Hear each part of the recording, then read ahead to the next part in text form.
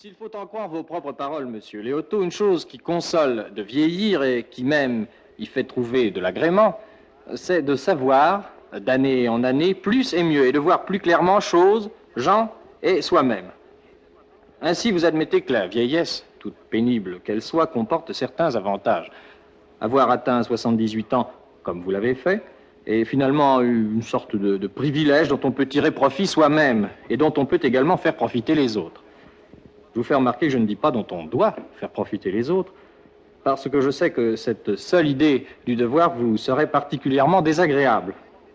Vous avez donc la possibilité, après vous être enrichi, de nous enrichir nous-mêmes en nous révélant un peu, rien qu'un peu, de ce que vous avez accumulé au cours d'une très longue vie passée dans les milieux où s'est fabriquée la pensée française.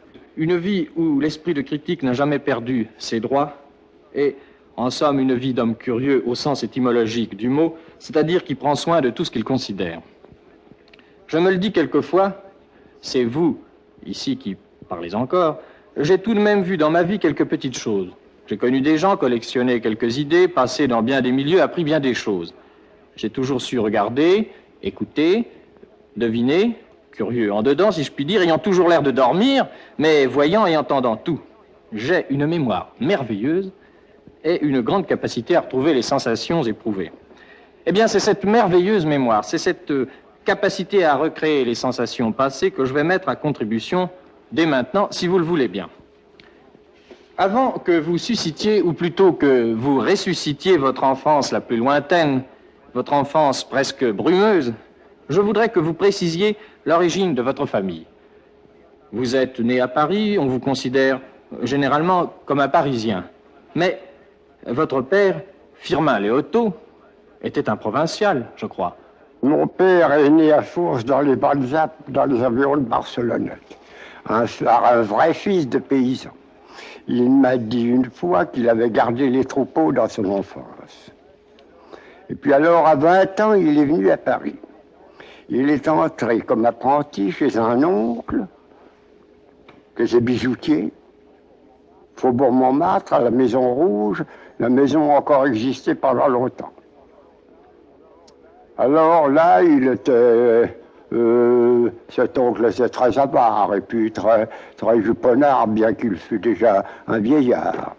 Alors il y avait la marraine qui était beaucoup plus jeune et mon père se trouvait très gratté par la marraine. Oui, gratté, très gratté. Bon.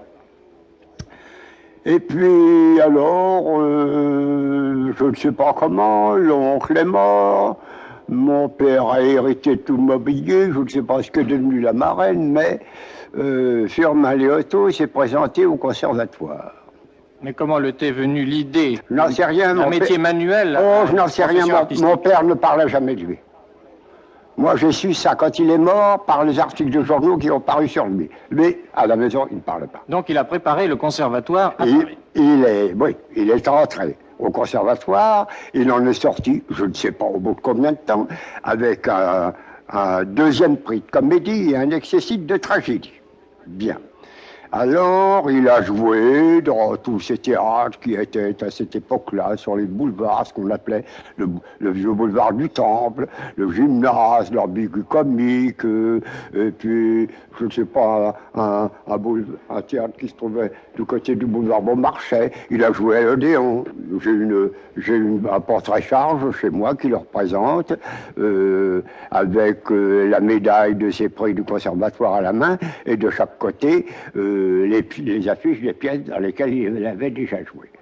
Mais je crois qu'il a abandonné finalement le dessus des planches pour passer dessous en qualité de souffleur à la Comédie Française. C'est-à-dire que, n'est-ce pas, on a toujours dit, je ne l'ai jamais constaté pour ma part, on m'a toujours dit que mon père avait un certain défaut de prononciation, qui pouvait lui nuire de sa carrière.